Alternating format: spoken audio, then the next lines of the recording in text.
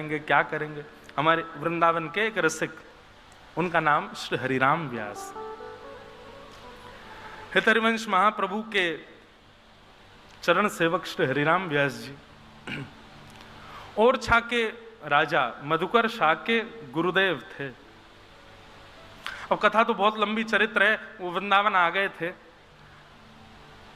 हरिराम व्यास जी सब जगह गए भारत में, विद्वान थे, अपनी विद्वत्ता से सबको परास्त करने जाते थे। पर जब वो वृंदावन आए तो यहां से कभी जा ही नहीं पाए। क्यों नहीं जा पाए, एक आध दिन कथा में हम कभी सुनाएंगे वो चरित्र भी।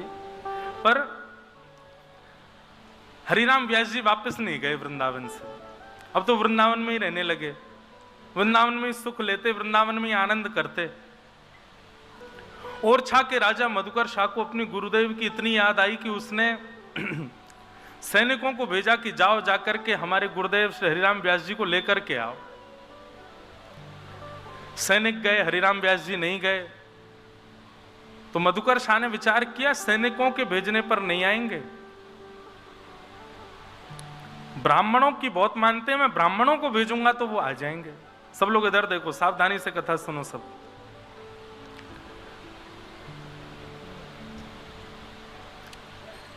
ब्राह्मण गए,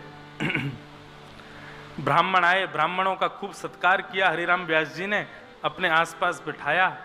ब्राह्मणों ने निवेदन किया, बोले व्यास जी चलो वृंदावन से चलो। जैसे कोई वृंदावन से जाने की बात करता ना, तो हरिराम व्यास जी ये सोचते आज मुझसे अपराध क्या हुआ जो मुझसे किसी ने वृंदावन त्यागने की बात करी है। सोचो, स्थिति विचार करो हरिराम व्यास जी की। अच्छा, अगर कई लोगों के चित्त में यह भाव आ रही हो कि भाई ये व्यास जी कहीं ना कहीं ठाकुर जी से ज्यादा वृंदावन यश की महिमा गा रहे हैं, तो आप लोगों के मन में यह भेद आना एक दुर्भाग्यपूर्ण है कि आप वृंदावन को ठाकुर जी से विलग मानते। ये बात आप निश्चित मान लीजिए कि वृंदावन साक्षात श्यामा श्याम का मिलित स्वरूप ही है, ये कोई अलग नहीं है। इसलिए वृंदावन यश मैं गा रहा हूं, क्यों? क्योंकि वृंदावन श्यामा श्याम का रस बाहर गाया जाएगा, यहां तो वृंदावन का यश ही गाया जाए। उसी से किशोरी जी को सुख मिलता है, उसी से ठाकुर जी को सुख मिलता है। ऐसा समझो, श्री जी को सुख देने के लिए जहां जहां श्री जी विचरण करती हैं वहां वहां वृंदावन नहीं है, वो वृंदावन का रूप स्वयं श्री कृष्ण ही है। किशोरी जी चरण रखेंगी तो वहां की रज भी श्री कृष्ण है। किशोरी जी से छांव के नीचे बैठेंगी वो वृक्ष भी श्री कृष्ण है। किशोरी जी जहां बैठ करके श्वास भी ले रही है वहां की पवन भी श्री कृष्ण है। ऐसा श्री जी के पक्ष में है। और जहां ठाकुर जी विचरण कर रहे हैं वहां ठाकुर जी के विचरण के लिए वहां की रज श्री जी हैं, वहां का वृक्ष किशोरी जी हैं, वहां की वायु किशोरी जी हैं। श्यामा श्याम इस वृंदावन में नित्य विहार करते हैं। किशोरी जी के लिए श्याम सुंदर वृंदावन है और श्याम सुंदर के लिए किशोरी जी ही वृंदावन है। श्यामा श्याम का मिलित स्वरूप है श्री वृंदावन, ये कोई अलग नहीं है। बहुत सुंदर पद है, मेरी स्मृति में मेरे पास लिखा है, कल मैं उसको ढूंढ के सुनाऊंगा कि किस प्रकार दोनों एक दूसरे की सेवा के लिए ब्रज का ही रूप धारण कर लेते हैं। तो इसलिए वृंदावन यश यदि गाया जा रहा है तो आप इसमें संकुचित मत होइएगा। तो जैसे ही कोई कहता कि व्यास जी ओरछा वापस चलो, तो हरिराम व्यास जी चिंतन नेत्र बंद करके विचार करते, आज सवेरे उठने के बाद अब तक मैंने क्या अपराध किया जो मुझे वृंदावन छोड़ने की आज्ञा मिल रही है कहीं से।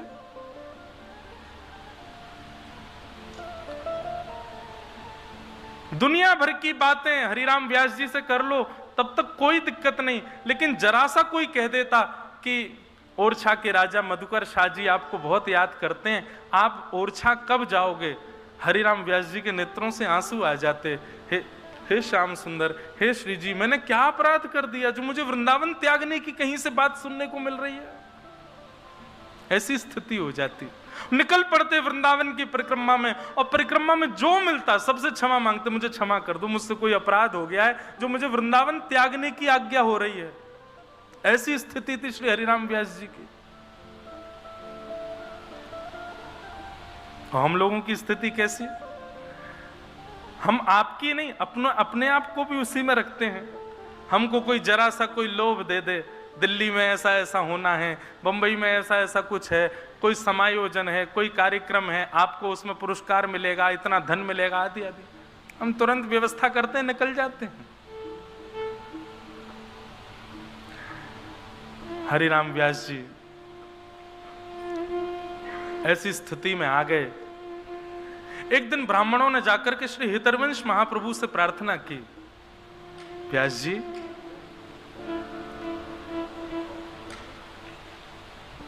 हमारे कहने पर तो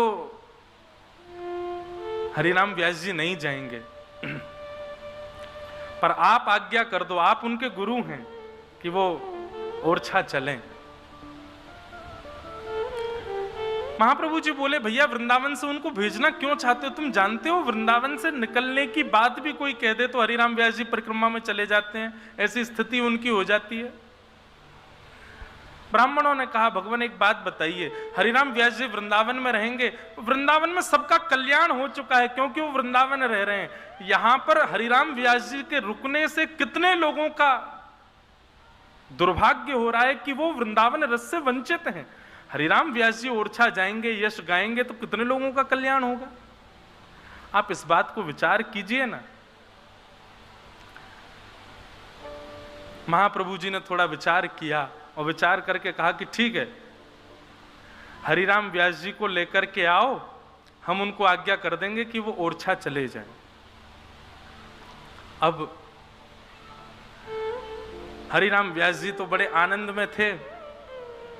जैसे कर्जा देने वाले व्यक्ति, कर्जा किसी ने लिया हो और उसका पैसा वापस मांगा जाए, वो नहीं देने में सक्षम हो, उसको कह दीजिए अच्छा ठीक है तुमको 1 महीने का समय दे रहे हैं, दे देना, तो वो थोड़ा खुश हो जाता, चलो 1 महीना मिला मुझे। ऐसे हरिराम व्यास जी थे, वो सुबह से शाम तक भागते रहते उन लोगों से दूर जो वृंदावन से जाने की बात करते थे, और शाम होते इतने खुश हो जाते, अब तो जाना नहीं है, ये तो वन है, वन में रात में कौन जाएगा, कम से कम रात भर तो मिलेगी वृंदावन में रहने को। सुबह होते ही हरिराम व्यास जी की फिर चिंता शुरू होती, अब मुझसे कोई कह ना दे कि तुम ओरछा चले जाओ। हरिराम व्यास जी बड़े प्रसन्न थे। शाम हो गई थी, सूर्य अस्त हो गया था। हरिराम व्यास जी बोले चलो बढ़िया, अब 1 रात और मिल गई रहने को। तभी किसी ने जाकर के कहा, व्यास जी गुरुदेव श्री हितरवंश महाप्रभु आपको राधा वल्लभ लाल जी के मंदिर में बुला रहे हैं। हरिराम व्यास जी बड़े खुश हो गए, बोले गुरुदेव मुझे बुला रहे हैं? बोले हाँ।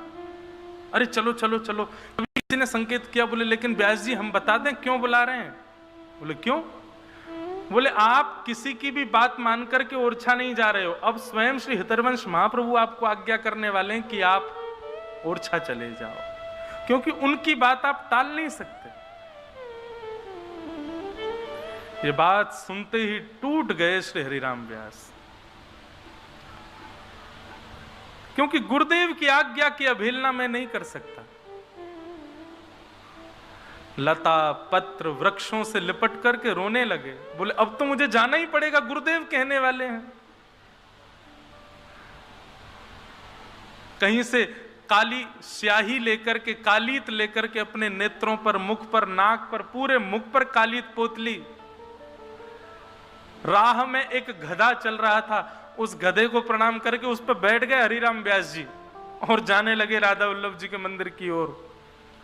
किसी ने जाकर के ये स्थिति सुना दी हितरवंश महाप्रभु को, जाके बोले वो तो गधे पर बैठे हैं, मुंह पर पूरे पर कालीत पोत लिए, पागलों जैसी स्थिति हो गई है, महाराज जी आप चल करके रोकिए उनको। दौड़ करके गए महाप्रभु जी और जाकर के हरिराम व्यास जी को उतारा, मुख धोया, बोले क्या कर रहे हो, गधे पे घूम रहे हो, मुंह पे कालीत पोत के, ये क्यों कर रहे हो इस प्रकार का व्यवहार?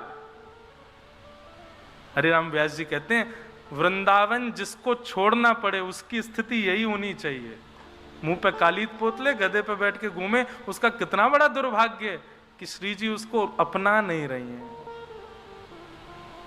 महाराज मेरी तो स्थिति यही हो रही है, अब आप आज्ञा कर दीजिए मैं अभी चला जाऊंगा, लेकिन माफ कीजिएगा मेरी स्थिति मैं आपको पहले ही बता दूं, आपकी आज्ञा मान करके मैं चला तो जाऊंगा, लेकिन अब मेरे वश में मेरे प्राण नहीं है। वृंदावन की सीमा जैसे ही समीप आएगी और वृंदावन की सीमा से एक पग बाहर जैसे ही मेरा तन रखेगा, प्राण वहीं निकल जाएंगे, क्योंकि अब प्राण वृंदावन के बगैर नहीं रह सकता। किसी के प्राण अन्न में है, किसी के प्राण जल में है, किसी के प्राण वायु में है, मेरे प्राण श्री वृंदावन में है। मैं यहां इसे तज करके कभी नहीं जा सकता। हितरवंश महाप्रभु ने पत्र लिख करके ओरछा के राजा को कह दिया, बोले क्षमा करना राजन, अब हरिराम व्यास तो कभी ओरछा नहीं आएंगे, तुमको मिलना तो तुम वृंदावन आ जाओ। वो वृंदावन नहीं त्याग।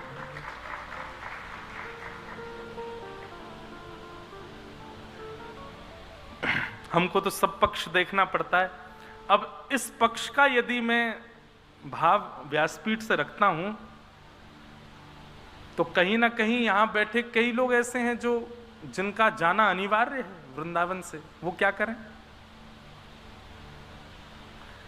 देखो भैया, वैसे तो वृंदावन छूटना ही नहीं चाहिए, लेकिन हाँ, मन को सांत्वना मिल जाए उसके लिए इतना है कि तन से भले ही वृंदावन छूट जाए, पर मन से कभी स्मृति से वृंदावन ना जाए। नित्य प्रति वृंदावन का स्मरण बना रहे, वृंदावन चित्त में बना रहे। उठते बैठते, सोते खाते पीते, हंसते बैठ, हर स्थिति में वृंदावन का स्मरण बना रहे। ऐसा वृंदावन। भाग्य बड़ो वृंदावन पायो,